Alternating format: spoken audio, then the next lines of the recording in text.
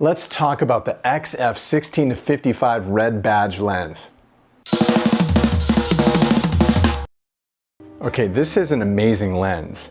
I've wanted to get my hands on the 16-55 for quite some time. I had the 18-55 kit lens. I did a video a couple of years ago asking the question, if you had one zoom to choose or one prime to choose, which one would it be? And I chose the 18-55 and the 35mm 1.4 because, yeah, great lens. But anyway, I chose the 18-55 because that's the one that I had. I hadn't even tried the 16-55 yet. I knew some of the differences. I've held it in my hand, stuff like that, but I hadn't gone out and actually used it. Well, I bought this 16-55 a few months ago, mainly for video. I've been using it for video and it's been incredible, but I haven't really used it out in the field because I primarily use primes in the field. But when it came to going to Japan and I needed one lens with me and I didn't want to bring a ton of lenses with me, I brought the 16-55 with me and the 50-140. These are red badge lenses. The red badge lenses are pretty much the highest optical quality you can get in a zoom through Fujifilm. We have the 8-16 super wide zoom, which is amazing, and I haven't gotten my hands on that one, so I'll have to tell you about that when I get it. The 16-55, which we're talking about today, and the 50-140, which is basically your 70-200 equivalent, and I have that lens and I love it for street, for portraits, for landscapes, for pretty much everything and anything. And then you have the 100-400, which is more for, you know, bird watching and sports and all that stuff like that. You know, if you're going to use it with a model, you're going to be like 150 feet away from her. Please look this direction, and that's not the lens you want to get. For what I do, I'll probably never see a 100-400 ever unless I start shooting sports or something like that. Probably not. So the 16-55 is that red badge lens. Now let's talk about the differences between the 18-55 and this one, because that's a huge question. Why would somebody buy this big hunk of metal as opposed to the 18-55? The 18-55 is stabilized, optical image stabilization, which the 16-55 isn't. It has a smaller form factor and it has linear motors, which this has.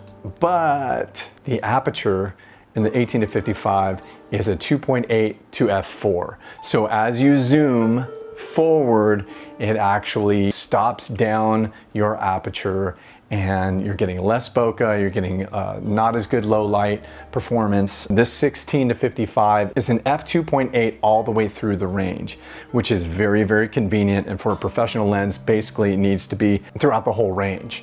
Much like the 50-140, it's 2.8 from 50 to 140 millimeters. That really differentiates the 16-55 from the 18-55. If you want that 2.8 all the way through the range, if you want the better optics, better image quality, you're gonna go with the 16-55. I don't have the 18-55 with me right now because when I was in Japan, it got stolen.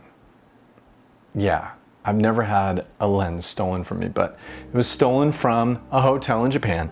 So the 18-55 is no longer. If I had it here, I would show you that it's much smaller than this 16-55. It's quite tiny.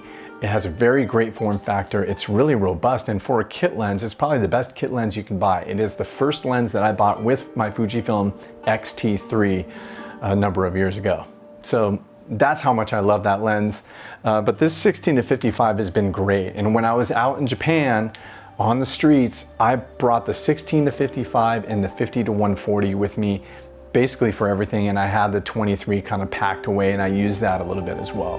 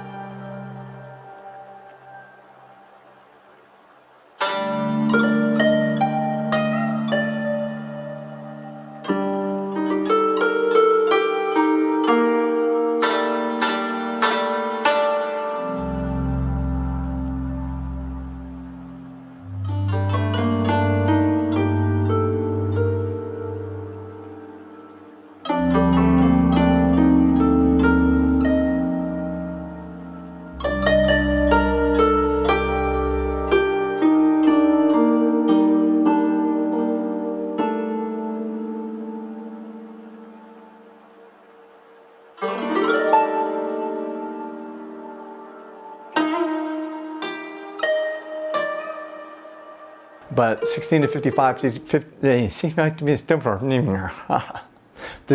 to 55 and the 50 to 140 in tandem, perfect. For a wedding, perfect. For street photography, amazing. For landscapes, incredible. 16 to 55 is really amazing.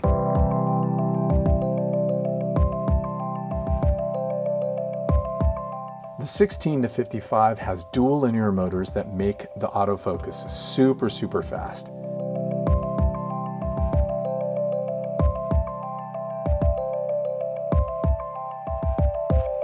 It's also very versatile at a wide 16 to 55 telephoto.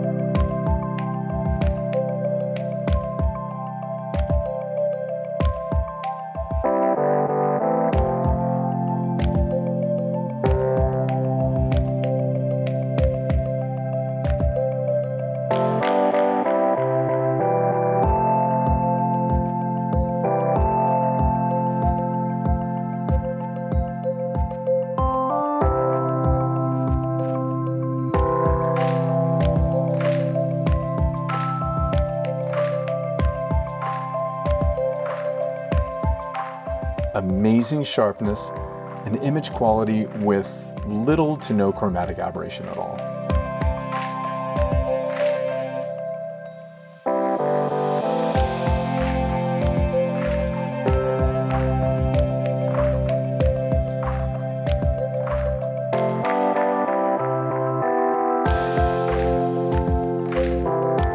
Now, I did feel in my back and my legs and my shoulders and everything the weight of this X-T5 with the 16 to 55 and the 50 to 140 in my bag. I know that Sigma has an 18 to 50 that is weather sealed. It's a much more smaller form factor, still robust, professional 2.8 all the way through. It's looking kind of appealing. This would be maybe at home for video and stuff like that, but I'd take that 18 to 50 with me. I mean, that I'm not losing much with that 50 to 55 range. Sigma, I might have to check out that 18 to 50 to see if it's going to be something that I could have in my bag for 12 hours on the street in Japan.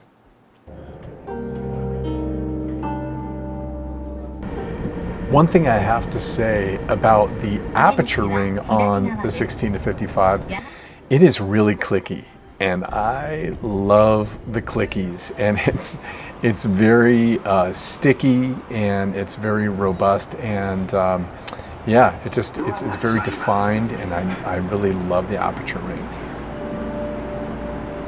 Okay, so what's my overall thoughts about this lens? It's an incredible lens, and it's a big lens. Amazing for video. In fact, it's amazing on a gimbal. It's fast, it's quick. It's not the lightest. It's big, it's large, it's cumbersome. You know, if you want a lighter kit, which most people that have Fujifilm, they like a lighter kit.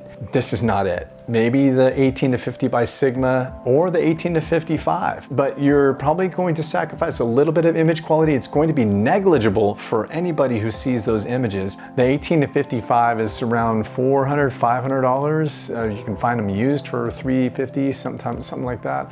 But the 16 to 55, brand new, is $11.99, and that's expensive. That's pricey.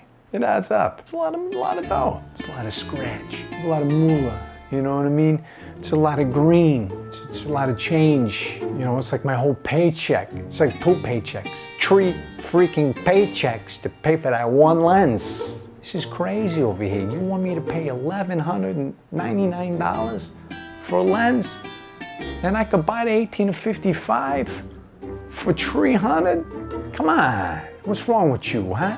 All right, guys, that's all I have for you today. Again, if you have any questions, comments, feelings, thoughts, concerns, or anything like that, leave it in the comments section below, and I'll see you next time. Peace.